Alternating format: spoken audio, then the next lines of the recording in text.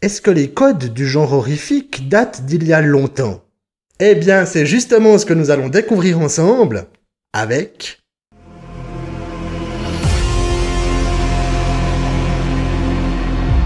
Hey les fans de ciné, ici Critiqueur. Allez, on est chaud, on démarre avec une question. À votre avis, quel est le tout premier métrage considéré comme un film d'horreur? Gardez-le en tête et faisons une rapide rétrospective. Depuis des décennies, le genre horrifique s'illustre sur nos écrans pour nous faire frissonner, voire nous terrifier. Chaque époque possède ses propres productions, ses styles et ses progrès. Mais pour l'heure, quel a été le premier métrage du genre? À cette question, certains répondront par exemple le projet Blair Witch, et là je dirais que vous êtes complètement à côté de la plaque. D'autres vont aller jusqu'à Psychose d'Alfred Hitchcock en 1960. Et là encore, vous vous en doutez bien, nous ne sommes pas remontés assez loin. Les amis, il va falloir creuser un peu plus. Certains amateurs du genre vont répondre que ce sont les films Universal, comme La Momie de 1932 ou Dracula et Frankenstein de 1931. Les plus connaisseurs diront Nosferatu le vampire de Friedrich Murnau, sorti en 1922. Et les plus hardcore iront même jusqu'au cabinet du docteur Caligari de Robert Wiene, réalisé en 1920. Cela dit, un des premiers longs métrages.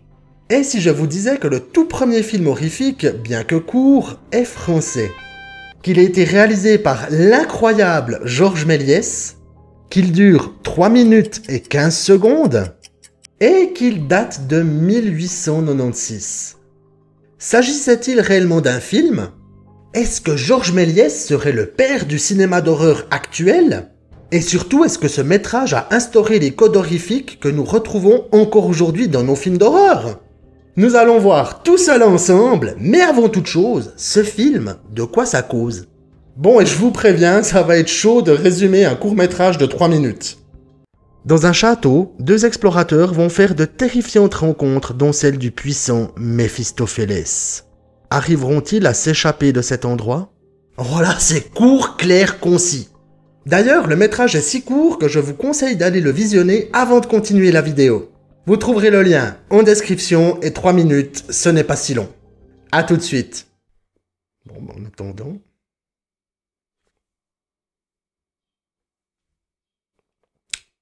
C'est tout bon, vous l'avez vu? Allez, on reprend. Georges Méliès était un réalisateur et également un inventeur et un illusionniste. Gardez cette info, elle est importante. Il découvre le cinéma lors de la première projection publique des Frères Lumière en décembre 1895. Travaillant comme illusionniste, il voit le potentiel avec un tel matériel. Il tente d'acheter les brevets aux Frères Lumière, qui refusent. Il parvient tout de même à se procurer du matériel et commence alors ses tournages. Il crée également le tout premier studio de cinéma en France, Star Film, en 1897.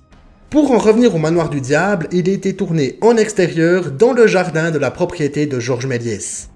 En termes d'acteurs, la femme qui sort du chaudron est interprétée par Jeanne Dalcy, une célèbre comédienne de théâtre. Et Méphistophélès, alias le diable, serait joué par Jules Eugène Legris, un magicien de l'époque, bien que cela ne soit pas confirmé. Plusieurs sources citent Georges Méliès lui-même dans ce rôle. Maintenant que nous avons les bases, analysons un brin le métrage. Pour commencer, on est d'accord pour dire que ce film ne fait pas peur. Du haut de notre 21e siècle, on aurait même tendance à dire que c'est pourri. Mais que nenni! Pour l'époque, c'était un spectacle incroyable avec des effets spéciaux innovants.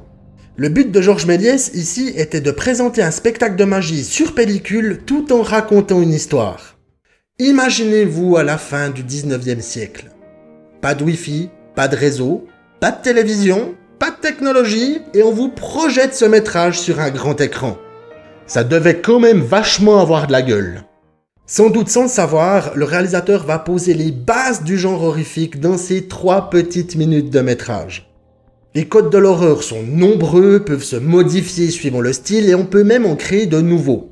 Et je pense que la vision de chacun sera différente par rapport à ces codes. Ici, je me suis basé sur 5 d'entre eux que l'on retrouve dans la majorité des films d'horreur. Et on commence tout de suite par... la structure globale. Dans tous les genres cinématographiques, il y a une structure de base pour le scénario. Et dans le domaine horrifique, pour ce tout premier métrage, Georges Méliès, au calme, paf, il te le pose directement. Il y a l'introduction, donc la mise en place du contexte, la présentation des protagonistes, les premiers événements perturbateurs, le pic de l'horreur, l'enquête sur les raisons de ces événements et le grand final. Et vous pouvez faire une checklist lors de votre prochain visionnage horrifique, on retrouve très souvent ce schéma. Je trouve complètement dingue qu'à la fin du 19e siècle, dans un métrage de 3 minutes, on arrive déjà à poser ce cheminement scénaristique. Un antagoniste de choix. Qu'il s'agisse d'un tueur violent et mystérieux, d'une entité vicelarde et revancharde, ou simplement d'une idée à combattre, les films d'horreur se doivent d'avoir un antagoniste de choix. Pour ce tout premier métrage, Georges Méliès, il plaisante pas et il nous place carrément Méphistophélès dans le rôle du méchant. Ce démon, présent dans la légende de Faust, est une représentation du diable, comme c'est mentionné dans le titre, apparu pour la première fois au XVIe siècle. Pour un premier antagoniste, on peut dire que la barre est placée très haut. Ce dernier pose également les bases du sous-genre horrifique qui verra se mettre en place des adversaires surnaturels, provenant de tout pays, de toute culture et aux motivations diverses et variées. On peut aussi noter que pour certains historiens du cinéma, on aurait affaire ici au premier film de vampire.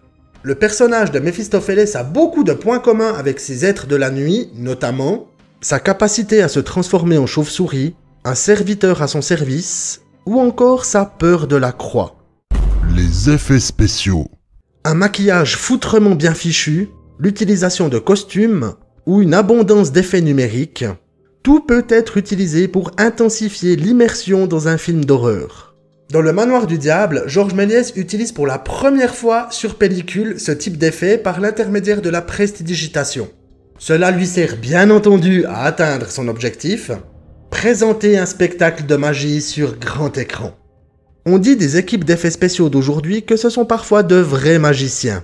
Le but étant d'en mettre plein la vue aux spectateurs en leur présentant un spectacle leur collant des frissons.